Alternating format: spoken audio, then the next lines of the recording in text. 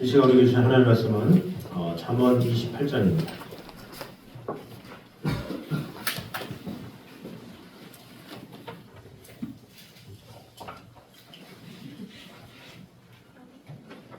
잠언 28장 15절에서 18절까지 말씀입니다.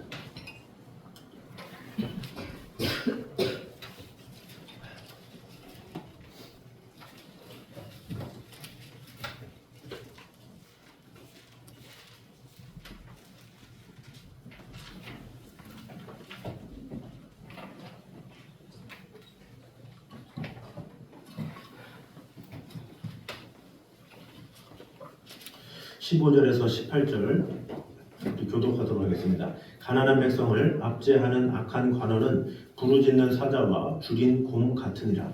무지한 지식을 가진 호박을 그의 행하거니와 학력을 미워하는 자는 장수하리라. 사람의 피를 흘린 자는 함정으로 달려갈 것이니 그를 막지 말지니라. 성실하게 행하는 자는 구원을 받을 것이나 굽은 길로 행하는 자는 곧 넘어지리라. 아멘. 이 성경은 누가 이렇게 하신 거예요? 이렇게 선생님 기술도 좋으시네요. 신기하네. 네, 신기해요. 감사합니다. 자, 오늘은 가난한 백성을 압제하는 치리자의 악행을 지적하면서 그 결과는 멸망이다, 이런 구절의 내용입니다. 그러면서 저자는 가난한 백성을 압제하는 악한 관원을 굶주린 사자와 곰에 비유하고 있습니다. 그리고 그들의 포악이 사실은 무지와 탐욕에서 비롯된 것을 지적하면서 결국 그들은 멸망의 함정으로 달려가게 된다라고 말을 하면서 가난한 자로 대변되는 힘없는 자들을 압제하지 말라. 그러면서 18절에 이런 결론을 내리죠. 성실하게 행하는 자는 구원을 받을 것이나 굽은 길로 행하는 자는 곧 넘어지리라, 이렇게 말씀하고 있습니다. 오늘 우리에게 주신 은혜를 보도록 하겠습니다. 먼저 죄를 위해서 권세를 사용하는 것은 이성 없는 짐승만도 못한 짓임을 말씀하고 있습니다. 우리 15절 말씀을 다시 한번 읽어보도록 하겠습니다. 15절, 28장 15절 같이 읽겠습니다. 시작. 가난한 백성을 압제하는 악한 관원은 부르짖는 사자와 줄인 곰 같으니라. 아멘. 자, 힘없고 가난한 백성을 압제하는 관원에 대해서 이렇게 말을 하고 있죠. 이 솔로몬이 악한 통치자를 부르짖는 사자와 줄인 곰과 같다.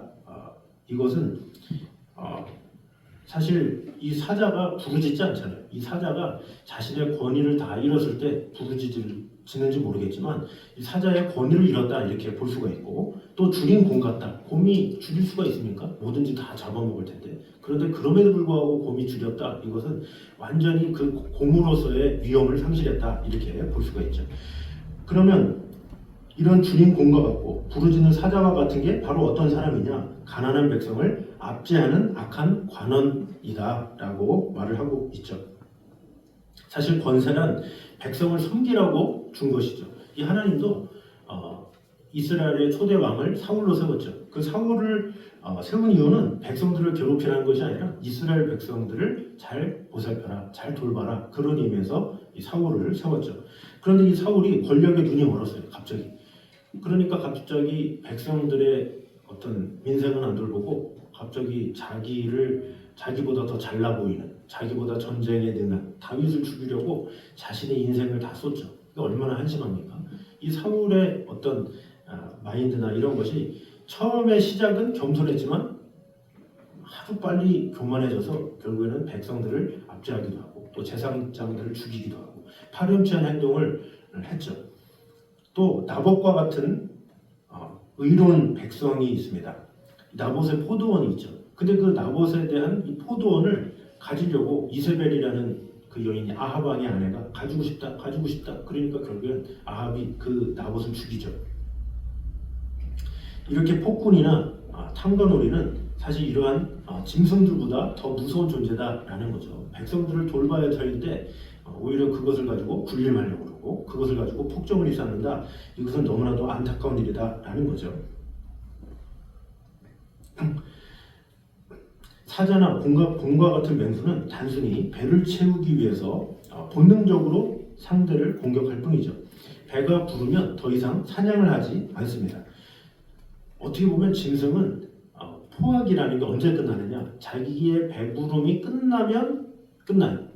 그 짐승은 그래도 도리가 있어, 정도가 있어. 그러나 인간은 그렇지 않다라는 거죠. 자기의 뜻이 이루어지면 거기서 끝나는 게 아니에요. 더 많은 욕심을 내. 그것이 인간의 근본적인 모습이다라는 거죠. 그래서 어떤 인간의 탐욕과 포악은 끝이 없다. 이런 것들은 역사적으로 많이 나와 있습니다. 언젠가 공자가 제자들과 천하를 돌면서 어떤 나라를 들어갔대요. 근데 그 어떤 여인이 무덤 앞에서 눈물을 흘리면서 울고 있더래요. 그래서 여인이요, 왜 웁니까? 딱 그랬더니 호랑이가 이 마을에 사는데 저번에는 내 남편을 죽이더니 이제 아들까지 죽였다고 그러면서 울며 호소를 하더라는 거예요. 그래서 공자가 그러면 저기 호랑이 없는 나라로 가면 되지 않냐고 그랬더니 그 여인이 하는 말이 이곳은 호랑이는 많아도 가렴주구는 없다. 가렴주구는 없기 때문에 차라리 여기가 낫다 이렇게 말했대요. 이 가렴주구가 뭐냐? 세금을 많이 걷고 재물을 빼앗는 그런 것을 가렴주구라고 해요. 그러니까 다른 데 가면 하도 폭군들이 많아가지고 자신들의 재산 다 뺏고 세금 내라고 그러고 그러니까 자신이 살 길이 없잖아요. 차라리 그러느니 차라리 호랑이와 같이 사는 게 낫다 이렇게 말을 한 거죠. 그러니까 얼마나 참 황당한 이야기입니까? 그래서 실로 포악한 통치자는 호랑이보다 무섭다 이런 말이죠. 과거 왕정 시기대는 말할 것도 없고 민주주의 시대라고 하는 오늘날에도 마찬가지다라는 거죠. 뭐 악인만 그렇습니까? 의인도 마찬가지. 의인도 뭔가 자신이 확 돌아가면 잘못된 선택을 하게 되는 경우가 많죠. 다윗이 전쟁에서 승리했어요. 전쟁에서 승리하니까 사람이 어떻게 돼요? 교만해지죠. 교만해지니까 이전에 구약시대 때도 그렇고 이전의 전쟁에도 항상 왕이 나가게 돼 있어요. 왕이 앞장서요. 그런데 다윗이 앞장서지 않고 갑자기 궁정에 머물러. 왜? 이제 승리를 많이 하다 보니까 이제는 군대 장관에게 맡긴 거예요. 그렇게 자신이 편안해지고 안전하다 보니까 전쟁에도 안 나가고 결국에는 다윗이 어떻게 돼요? 할 일이 없죠. 그러다 보니까 밤길을 걷다가 옥상에 올라가는데 웬 여인이 보이네. 그래서 밧세바를 범하는 장면. 결국에는 그 부하인 그 밧세바의 아내인 우리아까지 죽이는 그런 일이 일어나죠. 그러니까 악인이라고 그런 것이 아니라 아무리 의인이라고 하는 사람일지라도 어떤 권력이 생기고 평안함이 생기고 만족이 생기면 그때부터 타락이 시작된다라는 거죠. 솔로몬은 어떻습니까? 솔로몬이 어린 나이에 얼마나 겸손했습니까? 그 당시 때 예배당이 없었어요. 산당에서 예배를 드렸다는 것은 산당임에도 불구하고 우상을 숭배하는 산당임에도 불구하고 예배할 장소가 없기 때문에 거기서 기도를 했다는 거예요. 그러니까 하나님께서는 장소를 떠나서 그의 정성과 그의 어떤 뜨거움 그것에 감격을 하셔서 하나님께서 네가 원하는 게 뭐냐 하면서 꿈에 나타나서 말씀하시죠. 그래서 솔로몬이 내게 듣는 마음을 주세요 라고 하나님께 구하죠. 그래서 하나님께서 그 솔로몬에게 지혜를 주시고 경청하는 마음도 주시고 또 그것으로 끝나니까 금은 보화도 주고 권력도 주고 다 줬어요. 근데 그런 걸 다 줬더니 솔로몬이 어떻게 돼요? 갑자기 타락하기 시작했네. 성전을 짓고 나서 타락하기 시작하면서 수많은 이방 여인들을 아내로 삼고 우상 숭배를 시작하고 타락을 하게 됐다는 거죠. 어떤 사람이건 막론하고 의인이든 악인이든 어떤 권력이 쇠하게 되거나 권력이 자기에게 오거나 아니면 힘이 생기면 사람은 딴 생각을 할 수밖에 없어요. 오왕합녀라고 있어요. 오왕합녀. 오왕 옛날에 위나라 여러 가지 초나라, 오나라 그 충추 전국 시대에 오왕이 있었어요. 근데 오왕합녀라는 사람이 전쟁에서 패했어. 전쟁에 패해서 이제 죽게 되고 이 죽으면서 그 아들인 부차한테 너 아버지가 원왕부처하고 싸우다가 죽은 거 알지 못하느냐? 너는 이것을 잊지 말라. 너는 내가 죽는 것을 잊지 말라. 원왕부처를 꼭 원수를 갚아라 하면서 죽은 거예요. 그랬더니 이 오왕인 그 다음 아들인 부차가 알겠습니다. 아버지의 뜻을 위해서 제가 끝까지 그 원수를 갚겠습니다. 원왕부처 내가 끝까지 내가 원수를 갚겠습니다. 이렇게 한 거죠. 그래서 그가 밤마다 어디서 잤냐? 침대에서 잔 게 아니라 가시장작에서 자면서 따끔따끔하고 아프잖아요. 내가 이 아픔을 그대로 내가 원왕부처한테 그대로 갚아주겠다 막 하면서 하죠. 그래서 결국에는 어떻게 됩니까? 그 전쟁에서 승리를 해요. 그래서 원왕부처를 회계산에서 물리쳐요. 원왕부처는 이제 졌잖아요. 이제 져가지고 그 사람이 항복을 하게 돼요. 항복을 하게 되는데 어떻게 되느냐? 그 오왕 부차의 밑에 부하로 들어가. 그래서 그 밑에 종로로 타는 거예요. 거기서 뭐 이렇게 왕 신용 들고 아내랑 같이 왕후랑 같이 시중을 들는 그런 일을 해요. 얼마나 어렵습니까? 근데 거기다가 어떻게 하느냐? 이 오왕 부차가 죽을 병에 걸려요. 그래서 죽을 병에 딱 걸렸는데 거기서 이 법녀라는 이 월왕 부천의 모사가 이렇게 얘기를 해요. 아, 지금 이 왕이 복수를 할 수 있는 좋은 기회다. 그러면서 죽이는 것이 아니라 그 오왕 부차의 똥을 맛을 보라고. 그러면서 하면 그가 당신을 의심하지 않을 거라고 그렇게 한 거예요. 그러니까 또 화가 난 거죠. 내가 그래도 월왕이었는데 내가 그 똥을 왜 먹냐고. 그랬더니 법녀가 큰일을 이루기 위해서 그깟 똥 하나 못 먹습니까? 그래가지고 그 월왕 부천이 딱 들어가가지고 왕이시여, 지금 왕이 지금 아프다는 소식을 듣고 마음이 아파서 왔습니다. 딱 그러면서 그래서 이 소인이 왕의 똥을 좀 맛봐도 되겠습니까? 딱 그런 거예요. 그러니까 이제 오왕 부차가 무슨 내 똥을 맛보려고 그래? 그러니까 그래도 똥을 맛봐야 지금 병이 어떤지를 알 수 있지 않습니까? 그래서 거기서 응아를 해가지고 이게 줬어요. 응아를. 그랬더니 월왕 부천이 그거를 탁 찍어가지고 아무런 그것 없이 듬뿍 찍어가지고 탁 이렇게 한 거예요. 그러면서 근데 그때 어떻게 보면 엄청난 굴욕이잖아요. 왕으로서 신하로 간 것도 그런데 거기다가 똥맛까지 본다? 와, 이건 보통 굴욕이 아니에요. 그러면서 딱 먹으면서 왕이시여, 맛을 보니 이건 길조입니다. 왕은 조금 있으면 날 겁니다. 아주 깔끔하게 날 것입니다. 딱 그런 거예요. 또 이렇게 좋게 말하면 낫는다는 또 그런 걸 알아서 그러지. 그래서 그러냐고. 근데 정말로 난 거야, 깨끗하게. 그래서 이 오왕인 부차가 월왕 부천을 의심을 안 한 거야. 야, 이 사람 진짜 충신이다. 어떻게 세상에 왕이었던 사람이 내 똥까지만 보냐. 이 사람은 의심할 사람이 아니다. 그러면서 그때 너무 감동해서 그냥 당신 나라 가라고. 그냥 가 있으라고. 내가 정복도 안 할 테고 그러니까 그냥 노예인 건 알겠는데 그냥 가 있으라고 놔준 거예요. 그냥 놔줬는데 이 월왕 부천이 그때부터 일을 가기 시작해요. 복수하리라. 그러면서 이 밥 먹을 때는 이 위에다가 쓸개를 달아놓고 쓸개를 먹고 밥을 먹는 거예요. 쓸개를 먹는 거. 이게 뭐예요? 내가 이 쓴 것을 지금은 먹지만 언젠가 복수하리라. 그래서 유명한 고사성어가 와신상담이라는 거예요. 와신상담. 그런데 이 쓸개를 막 먹으면서 복수를 일을 가는데 그 옆에 있는 법녀라는 그 참모한테 얘기한 거예요. 언제 빨리 쳐들어가야 되는데 하는데 그 법녀라는 사람은 아직은 때가 아니라고. 3년이 지나고 5년이 지나도 아직은 때가 아니라고. 우리는 군사력을 길러야 된다고. 그러면서 군사력을 길러요. 그런데 그 오왕 부차가 작은 나라들한테 뇌물을 받거든요. 그 당시 때. 너 우리의 속국이니까 뇌물을 좀 줘라. 그런 거예요. 그래서 이 월왕 부천이 열받는 거죠. 세상에 내가 가서 종로를 산 것도 열받고 똥 먹은 것도 열받는데 무슨 뇌물을 달라고 막 그래서 화를 내는데 이 법녀가 그랬죠. 가장 좋은 걸 주라고. 가장 좋은 거. 그래야 의심 안 한다고. 그래서 가장 보물들만 모아가지고 매년 이렇게 바친 거예요. 이게 매년 바치다가 법녀라는 사람이 깨달은 거죠. 미녀를 바쳐라.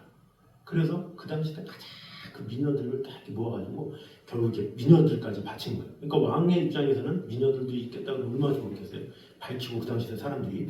그런데 그 바친 미녀 중에 서시라는 여인이 있어요. 그 서시라는 여인이 첩자로 들어간 거죠. 어떻게 보면 첩자로 그 왕을 꼬이려고.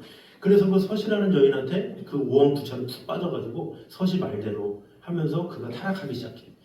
왜 나를 위해서 뭐 궁전 좀 지어주세요, 뭐 해주세요, 막 이러면서 그 왕이 전쟁에 이제 넋을 놓을 때까지 그 서시라는 여인이 막 유혹을 한 거죠. 그런데 그렇게 준비 기간이 몇 년이냐?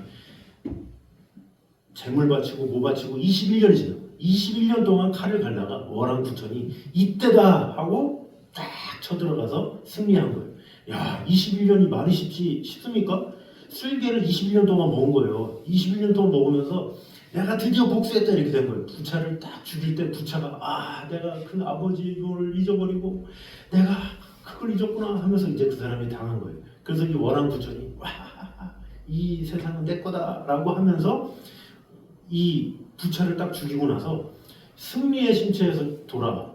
자, 그런데 제가 이 감동받았던 건 뭐냐면 감동받았고 배운 건 뭐냐면 21년간을 그렇게 칼을 갈고 원수를 죽이고 쓸개를 계속 먹으면서 원수 갖고 돌아오는데 돌아오는 길에 갑자기 범녀한테 서시 어디 갔냐? 이렇게 한 거예요. 왜? 미인이니까 자기 옆에 두고 싶다는 거예요. 아니 승리한 지가 21년이 지나가지고 그동안 여인도 가까이 하지 않으면서 열심히 일을 갈고 승리했으면 뭔가 백성들을 위해서 살 생각을 해야 되는데 갑자기 내가 이제 왕권을 이뤘는데 서시 없나? 서시 끼고 이렇게 그냥 행복하고 살고 싶다? 이렇게 된 거예요. 그러면서 갑자기 떼쓰는 거예요. 범녀한테. 딸이 서시 찾아갖고 오라고. 아니, 어디 갔는지 당장 찾아오라고 막 하면서 그때 이제 범녀가 야 세상에 이런 사람을 군주로 알고 섬겼다니 내가 몰랐구나. 그러면서 딱 인상을 봤대요. 인상 보니까 저 사람은 전혀 그렇게 될 사람이 아닌데 내가 왜 이 긴 세월 동안 허송세월 했을꼬. 그러면서 야 참 사람이라는 게 권력에 딱 놓여주고 자신에게 이제 왕이 됐다 마음이 되니까 누리고 싶은 마음, 즐기고 싶은 마음 그런 게 있던 거죠. 그러니까 그 사람이 그때 타락하기 시작한 거예요. 그래서 범녀라는 사람이 서시라는 여인을 찾으려고 또 이제 떠나요. 근데 떠나는데 그 서시라는 여인이 어느 연못가 같은데 깊은 거기에 어떤 그 집 같은 거 큰 배 안에 들어가서 혼자 있는 거 혼자. 그래서 범녀가 두고 찾아가지고 그 여인을 찾아갔어요. 그랬더니 돌아오라고 서시 빨리 돌아오라고 딱 그랬더니 그 서시가 나는 이미 남자를 파탄에 빠지게 했기 때문에 나는 죽음을 결심했다고 나는 가지 않을 거라고 그러면서 여기서 난 죽겠습니다 얘기한 거예요. 자 그런데 제가 얘기했던 범녀라는 사람 이 구천에 모사였던 그 사람이 나이 많아요. 할아버지야. 80세가 넘었어. 그 할아버지가 뭐라는지 알아요? 그 서시를 보고 반한 거야. 세상에 되게 황당하죠. 막장 드라마도 아니고 반하더니 아까운 거야. 왕한테 주기도 아깝고 또 혼자 있겠다고 그러니까 그래 갑자기 서시한테 나랑 같이 어디 가서 도망가면 어떻겠냐 딱 얘기하는 거예요. 얼마나 황당해 그게. 참 기가 막혀 세상에. 그러니까 사람이 이제는 자유몸이 됐고 누가 자기를 따라오랴 난 서시 데리고 가겠다. 이 사람의 욕심이라는 게 그런데 결국에는 서시는 그러지 마세요 그러면서 빨리 건너가세요 하고 서시는 이제 자살을 해요. 그리고서 이제 범증을 담고 이제 산으로 그냥 도망가죠. 근데 그러면서 제가 어떤 인간의 권력 이런 것을 보면서 사람이 왕권에 세워지면 뭔가 이렇게 누리고 싶어. 자꾸 이렇게 더 많이 하고 싶은. 그래서 이 세상의 왕들이 다 그래요. 왕권을 딱 점령하면 처음부터 하는 게 큰 공고를 짓고 또 많은 후궁들을 데리고 오고 그런 것들이 역사적으로 반복되었어. 이 솔로몬만 그런 게 아니라 역사적으로 그렇다는 거예요. 이게 얼마나 이 마음이 아픕니까? 그래서 이 세상에 많은 사람들이 다 그래요. 어떤 이 나라의 왕만 그럽니까? 아니에요. 어떤 마을도 그래요. 우리 옛날에 조선시대도 그러잖아요. 어떤 사또 이런 사람이 좀 권력 막 잡으려는 사람만 오면 그 마을을 상대로 백성들한테 세금 내라, 뭐 해라, 이것 바쳐라, 저것 바쳐라 하잖아요. 그러니까 사람이라는 게 꼭 어떤 왕이 될지 안 될지라도 뭔가 조금만 가지면 교만해지는 그런 습성들이 있어요. 그러니까 인간이라는 게 참 왜 그런지 몰라요. 그러니까 적당히 있어야 되는데 많으면 교만해지는 거예요. 그래서 잠언의 뒤 구절에 뭐라 그럽니까? 내가 부하지도 않게, 가난하지도 않게 해달라고 하잖아요. 이 가난하다 그러면 너무나도 가난해서 주를 부인할까 모르겠고 또 너무나도 부하면 이제는 부하기 때문에 하나님을 안 찾을까 두렵다 이렇게 고백하잖아요. 그 인간이 그래요. 가난한 대로 그것 때문에 하나님을 떠나고 너무나도 부유해서 넘쳐서 떠나고 하나님을 잊어버리고 그것이 인간의 모습이다라는 거죠. 그래서 우리는 항상 나의 유익이 아니라 하나님의 뜻 가운데 얼마나 살아가느냐, 이웃을 위해 살아가느냐 이것을 마음을 다하되 특별히 우리가 주여 내가 혹시나 풍족할 때라도 주를 배반치 않게 하여 주시옵소서 이런 간구가 항상 있어야 돼요. 이 안 그러면 이 사람이라는 게 변할 수밖에 없어요. 오죽하면 다윗이 돌변했고 솔로몬이 돌변했으니까 그 당시 다윗이 얼마나 믿음 좋아요. 맨날 시편 쓰고 맨날 주님을 찬양하고 예배한 사람인데 그 사람이 바세바한테 돌아갈 줄 누가 알았어요? 솔로몬이 그런 어린 나이에 이제 10살도 안 된 어린 나이에 산당에서 예배를 드리던 뜨거운 아이가 어떻게 갑자기 타락하리라고 누가 알겠어요? 그러나 인간은 모른다는 거. 어느 누가 한순간에 타락하고 변화될지 모른다는 거죠. 그래서 우리는 항상 겸손하게 나도 그럴 수 있다라는 마음을 가지고 살아가야 된다는 거죠. 오히려 어떻게 왕이 그럴 수가 있어 이렇게 비판하는 사람이 오히려 또 부하게 되면 그 인간이 또 변해요. 그러니까 사람이라는 게 참 그래요. 그래서 우리는 항상 겸손하게 지금 내게 주어진 것에 만족하면서 살아가는 것, 그것이 필요하다라는 거죠. 그러므로 우리는 하나님께서 주신 대로 기뻐함으로, 하나님께서 주신 것에 만족함으로 하나님과 나라를 위해서, 영혼들을 위해서 살아가기에 힘쓰는 저 여러분 되시기를 주님의 이름으로 축원합니다. 자, 두 번째로 공의와 진리 위에 선 권세만이 바르고 굳건하게 설 수 있음을 보여주고 있습니다. 16절 다 같이 보도록 하겠습니다. 16절 28장 16절 시작. 무지한 치리자는 포악을 크게 행하거니와 탐욕을 미워하는 자는 장수하리라. 아멘. 아까 그것과 연관된 거죠. 무지한 치리자는 포악을 크게 행한다, 이렇게 이야기를 하고 있죠. 여기서 이 무지한 치리자, 포악을 크게 행한다, 이렇게 이야기하고 있는데, 여기서 무지한이라는 말은 원문상 부족하다라는 의미를 가지고 있을 뿐만 아니라 무식하다 이런 것보다는 지혜와 명철함이 없다, 이렇게 볼 수가 있어요. 지혜와 명철함이 없다.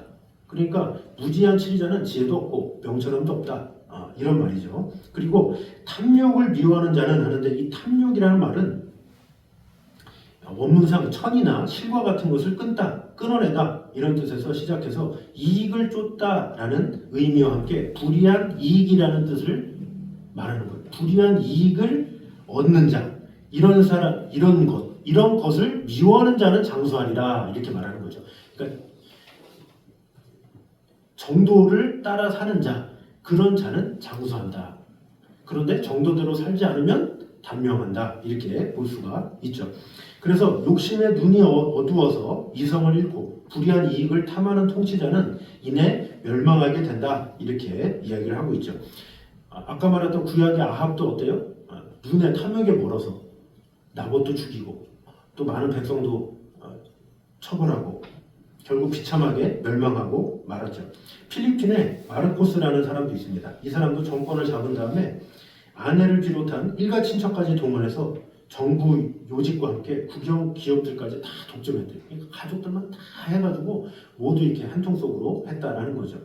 결국 그가 이 자신의 권력과 재산을 지키려고 노력했다가 결국 국민들의 저항으로 인해서 망명길로 올라서 독재자라는 불명예와 함께 이국 땅에서 쓸쓸히 죽었다, 이렇게 말을 하고 있죠. 뭐 반대의 사람도 있죠. 사실 다윗도 아까 보면 중간에 죄를 짓긴 했지만 나중에는 어떻게 돼요? 다시 돌이키고 하나님의 사람으로서 오히려 하나님의 이 말씀, 하나님의 은혜, 하나님의 뜻에 마음을 다했죠. 물론 나중에 인구조사를 해서 하나님께 혼내기도 했지만 그래도 어떻게든지 솔로몬에게 믿음으로 물려주려고 마음을 다했고 하나님과 함께 행하도록 이렇게 최선을 다했죠. 뭐 이 세상에도 그렇게 사는 사람들이 많이 있어요. 베트남에 보면 호치민이라는 지도자가 있어요. 지금 이제 도시 이름으로 부르기도 하는데, 이 호치민이라는 사람도 그 사람이 식민지로부터 민족을 해방하기 위해서 부득이하게 공산주의의 길을 걷긴 했지만 그 사람이 얼마나 청렴하고 그런지 일부러 독신으로 살았대요. 독신으로. 그러면서 재산을 탐하지 않고 청렴하게 살았다라는 거죠. 그래서 항상 그가 좌우명으로 삼았던 책이 목민심서예요. 이 정약용이 쓴 책인데, 그 당시 때 이 탕가놀이들이 많고 막 세상을 자신의 재물로 위협하고 협박하고 또 백성들을 탈취하고 이런 게 있기 때문에 그가 목민심서를 보면서 마음을 다스렸다, 이렇게 그러기도 하죠. 그러나 실제로 보면 그런 통치자는 몇몇 되지 않아요. 대부분이 다 권력을 받으면 다 이렇게 뭔가 돌아가가지고 그것을 가지고 악용하는 경우가 많이 있죠. 그래서 우리나라 같은 경우도 그 역대에 어떤 높은 위치에 있음에도 불구하고 그것으로 사리사욕을 가지고 사는 사람들이 얼마나 많이 있습니까? 그래서 감옥에 가기도 하고 그런 탐욕으로 인해서 이미 망하게 되는 경우가 있다라는 거죠. 그러므로 우리는 항상 타인을 이끄는 위치, 또 혹시나 다스리는 위치, 이런 것이 있다면 그것을 가지고 어떻게 하면 지휘하고 어떻게 하면 이것을 가지고 악용할까, 이것이 아니라 어떻게 하면 주위를 돌아볼까, 어떻게 하면 내게 있는 것을 가지고 다른 사람을 섬길까, 이런 마음으로 살아가는 것, 그것이 필요하다라는 거죠. 그래서 나의 지위를 보존하기 위해서 구차하고 부정한 방법을 동원해서 살아가는 자가 아니라 어떻게 하면 나의 위치로 다른 이들을 섬길까, 어떻게 하면 내가 가지고 있는 것으로 다른 사람을 기쁘게 할까, 이렇게 마음을 다하는 이런 것은 뭐 한순간에 되지 않죠. 하나님께서 은혜 주셔야, 하나님께서 함께 하셔야 이런 모든 것이 가능하죠. 그래서 이런 우리 주위의 영혼들을 위해서 늘 마음을 다함으로 말미암아 내게 주어진 것을 다른 이들을 위해서 베풀기에 힘쓰는 저를 되시기를 주님 이름으로 축원합니다. 자, 마지막 세 번째로는 구원으로 가는 가장 확실한 길은 믿음으로 의롭게 사는 것뿐임을 볼 수가 있습니다.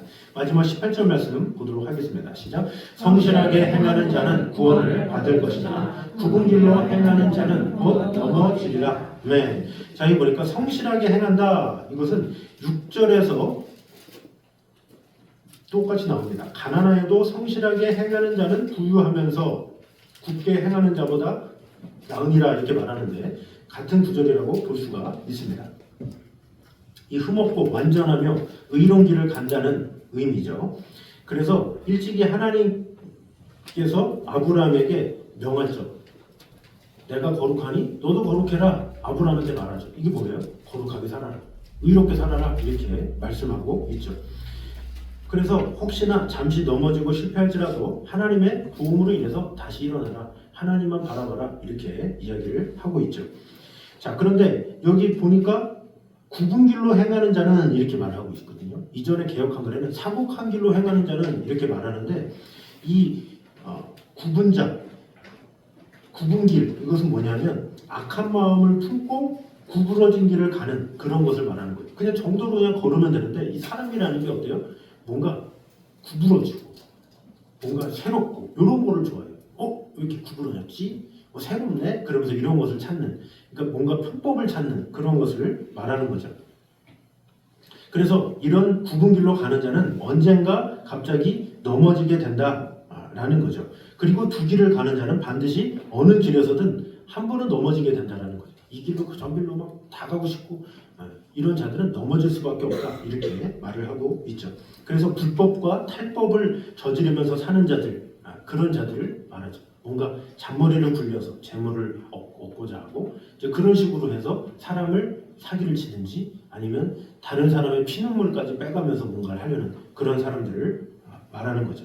그래서 이런 불법과 탈법을 통해서 뭔가 악을 행하는 사람은 심판을 받을 수밖에 없다라고 말을 하고 있죠. 근데 신앙도 마찬가지예요. 신앙도 주님을 쫓을 때 그냥 순진하게 주님을 끝까지 쫓는 사람이 있어요. 근데 어떤 사람들은 이 씨 뿌리는 비유처럼 갑자기 고난이 찾아오고 어려움이 찾아오면 갑자기 생각이 바뀌는 사람이 있어요. 내가 너무 헌신했나? 내가 너무 교회에다가 너무 마음을 다했나? 엉뚱하게 그 탓을 하나님께 돌리는 경우가 있어요. 내가 너무 헌신했나? 내가 너무 이렇게 신앙을 너무 푹 빠졌나? 이런 식으로. 그래서 신앙생활을 꾸준히 성실하게 하는 사람이 많기도 하지만 또 많이 적어요. 그런 사람들이 꾸준하게 하는 경우가 굴곡을 가지고 살아가는 경우가 많이 있어요. 언제는 잘 믿다가 한순간은 또 빠져가지고 또 이제 하나님을 모르는 듯이 이렇게 살아가기도 하고 또 언젠가 되게 하기도 하고. 그래서 오늘날의 이 가나안 성도가 뭐 거의 1000만 명이다 그럴 정도로 뭐 그분들 보면 이전에 얼마나 헌신한 사람들이 많은지 몰라요. 또 어떤 분들은 신학을 하다가도 목회자를 하면서도 주님을 떠난 사람도 있어. 그러니까 그런 사람들이 왜 떠나겠습니까? 꾸준하지 못한 거예요. 어떤 고난이 찾아와서 넘어지거나 아니면 너무나도 부해가지고 교만해져서 실족되거나 아니면 뭐 하나님께 기도했는데 응답을 안 들어줬다나 뭐 이런 것 때문에 하기도 하고 또 어떤 사람한테 실족했다나 그래서 하기도 하고. 그러니까 꾸준히 어떤 상황에서도 어떤 장애물이 있으면서도 그럼에도 불구하고 꾸준히 믿는 거 이게 필요한데 그런 사람이 쉽지 않다라는 거죠. 어떤 사람은 재물 때문에, 어떤 사람은 사람 때문에, 어떤 사람은 자신의 성격 때문에, 어떤 사람은 시험이 들어서 다 이유가 있어. 다 이유가 있어요. 그래서 가나안 성도들의 이유를 들어보면 다 이유가 있어. 타당해. 이렇게 말을 잘 듣겠다라는 마음 가지면 정말로 그래요. 그렇구나. 아유 그랬군요. 아유 그렇게 크게 사기를 당했군요. 아유 그렇게 크게 실족했군요. 그렇게 큰 어려움이 있었군요. 이해는 해. 근데 중요한 거는 진정한 믿음은 뭐냐? 그런 극심한 어려움이 있지만, 극심한 시험이 있지만, 극심한 어떤 사람에 대한 배반이 있었지만 그럼에도 불구하고 주님을 믿고 따르는 것. 그것이 참 신앙이고 그것을 하나님께서 기뻐하시고 하나님께서 원하신다라는 거죠. 이 데마라는 사람이 전도여행을 했잖아요. 이 전도여행을 했는데 그 도시를 다니다 보니까 너무나도 휘황찬란하네. 뭐 그 당시 때 수영 찬양해봤자 얼마나 수영 찬양하겠어요. 그런데 이 대마가 세상을 사랑하는 거예요. 다니다 보니까 선교 여행하는 것보다 세상에서 즐기는 게 더 좋은 것 같아요. 그래서 떠나죠. 그래서 이 사도 바울이 디모데후서에서 뭐라고 그럽니까? 대마는 이 세상을 사랑하여 나를 버리고 이 세상으로 갔다 이렇게 말을 하고 있잖아요. 그러니까 주님을 믿되 꾸준히 믿는 사람은 의외로 많지 않다라는 거죠. 또 몸은 교회에 나와 있는데 아예 마음이 하나님에게서 떠난 경우가 많이 있죠. 어쩔 수 없이 내가 나오긴 나와 습관적으로 나오긴 나오는데 첫사랑을 잊어버린 경우가 너무나도 많이 있어요. 그저 첫사랑을 잊어버린 채 그냥 형식적으로 그냥 나오는 거죠. 마지못해 나오는 뭐 이런 경우가 있다라는 거죠. 항상 꾸준해야 되는데 이런 것을 놓치는 경우가 항상 많이 있다라는 거죠. 근데 이것은 뭐 성도들뿐만이 아니에요. 아까 말했지만 이 목회자도 마찬가지예요. 예수마음교회 목사님이 저한테 들려준 이야기가 있어요. 그 교회 목사님이 그 이전에 제3교회를 부목사로 있었는데 제3교회 담임 목사님이 많이 했던 예화래요. 그러면서 저한테 들려준 거예요. 그 중에 한 예화가 뭐냐면 한 아들이 교회를 안 나가더래요. 그래서 아들아, 오늘은 교회 가야지. 막 그랬더니 아들이 힘들어요. 못 가요. 그러니까 네가 안 가면 어떡해. 꼭 가야지. 그때 아들이 교회 좀 빠지면 안 돼요. 그랬더니 그 어머니가 하는 말이 너 담임 목사잖아. 너 교회 가야지. 이렇게 말했대요. 네. 그러니까 이해 가세요? 네. 그러니까 아들이 담임 목사인데 교회 가기 싫다고 그러니까 엄마가 내가 너 교회 가야지. 너 안 가면 안 돼. 이렇게 말을 한 거죠. 그러니까 그게 참 뭐냐면 사람은 다 똑같다라는 거예요. 어느 누구도 다 똑같이 힘들고 어렵고 뭐 하기 싫고 그럴 때가 많다라는 거죠. 그러나 진정한 신앙인은 그럼에도 불구하고 하는 것 그것이 참 믿음이요. 참 하나님의 사람이다라는 것을 우리는 알아야 돼요. 이랬다고 안 하고 저랬다고 못하고 이래서 그렇고 저래서 그렇고 이 세상에 핑계 없는 무덤이 없다고 그러잖아요. 근데 마찬가지로 우리도 뭘 하면 이유가 생겨요. 여러 가지 그것 때문에 그러기도 해. 그러나 그럼에도 불구하고 하는 것 그것이 대단한 거죠. 공부 잘하는 학생이 왜 잘해요? 환경 탓 안 하잖아요. 뭐 우리 집은 뭐가 없어서 뭐가 도와주는 게 없어서 뭐해서 그런 말 하나요? 안 하잖아요. 그냥 환경과 상관없이 열심히 하잖아요. 그것을 가지고 잘한다 이렇게 하는 것처럼 진정한 신앙인은 환경에 요동하지 않는다는 거죠. 어떤 사람 때문에, 어떤 일 때문에, 어떤 여건 때문에, 시험 때문에 넘어지는 일이 없다라는 거죠. 그러므로 우리는 어떻게 하면 순전한 믿음으로 주님만을 바라보며 나아가는가 그것이 참 중요해요. 근데 그렇게 내가 시험으로 넘어지고 사람으로 넘어지고 어떤 그 이유는 뭐냐면 내가 주님을 안 바라보기 때문에 그래요. 그동안 주님을 안 바라보고 사람을 바라보면 사람 때문에 넘어져. 내가 어떤 물질 때문에 하나님께서 공급해줘서 다녔다고 그러면 그게 또 끊어지면 그 하나님을 버리는 거예요. 그러나 주님만 바라보면 내가 물질이 떨어지든 시험을 당하든 상관이 없는 거야. 왜? 나는 주님만 바라보기 때문에. 그래서 우리는 항상 내가 정말로 주님만을 바라보며 살아가는가 늘 점검하는 것이 필요하죠. 내가 주님만을 바라보지 않으면 이 인간은 다 그래요. 사람이 다 그렇잖아요. 환경이 다 그렇잖아요. 그래서 우리는 항상 내가 정말로 주님만을 바라보며 사는가? 주님만을 바라보는 사람은 넘어지지 않아요. 실족하지 않아요. 그러려니 해요. 시험을 당해도 그래요. 사람이 나를 배반해도 그러려니 그냥 넘어가요. 왜? 내가 바라보는 것은 하나님의 은혜이기 때문에. 그래서 우리 모두가 하나님의 은혜만을 바라보므로 이 세상 사람들의 삶에 좌지우지하지 말고 믿음의 사람들이 어떻게 그랬어? 이런 생각도 하지 말고 오직 주님만을 바라보며 아버지 하나님 앞에 온전히 세워지는 저는 되시기를 주님의 이름으로 축원합니다. 기도하겠습니다. 사회주의 감사합니다. 우리와 늘 언제나 함께 하시는 하나님의 은혜를 찬양합니다. 죄를 위해서 권세를 사용하는 것은 이성 없는 짐승만도 못한 것임을 오늘 보게 되었습니다.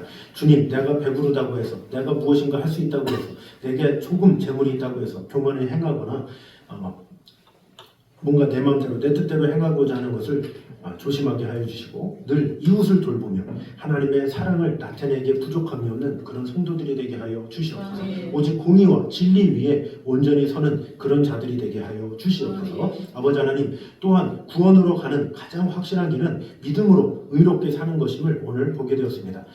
끝까지 변함없이 열심을 다하며 살아가는 것 쉽지가 않습니다. 어떤 환경에도 요동하지 아니하고 어떤 사람들과의 관계에서도 휩쓸려가지 아니하고 주님의 뜻 가운데 살아가는 것 정말로 쉽지 않습니다. 그러나 그럼에도 불구하고 주님만을 바라보라 하시고 주님으로부터 말미암는 놀라운 은총을 우리에게 얻게 하셨습니다. 우리에게 주신 그 평안과 그 사랑 안에 온전히 거하게 하여 주셔서 오직 주님만을 신뢰하며 바라보며 아버지 하나님께로부터 말미암는 그 풍성한 사랑이 우리 안에 가득 임할 수 있도록 주님 인도하여 주시옵소서. 구원으로 가는 가장 확실한 길을 위하여 오직 주님만을 바라보며 주님만이 나의 해답이시며 나의 모든 것 되심을 온전히 바라보며 나아가는 성도들이 되게 하여 주시옵소서. 이제는 우리 주 예수 그리스도의 은혜와 아버지 하나님의 구원하신 사랑과 성령님의 교통하심이 늘 우리와 함께 계시는 하나님의 나라를 위하여 어떠한 일이든지 오직 주님만을 바라보며 나아가길 원하는 이 자리에 있는 모든 성도들 위해 이제부터 여기까지 함께 있기를 간절히 축원하옵나이다. 아멘.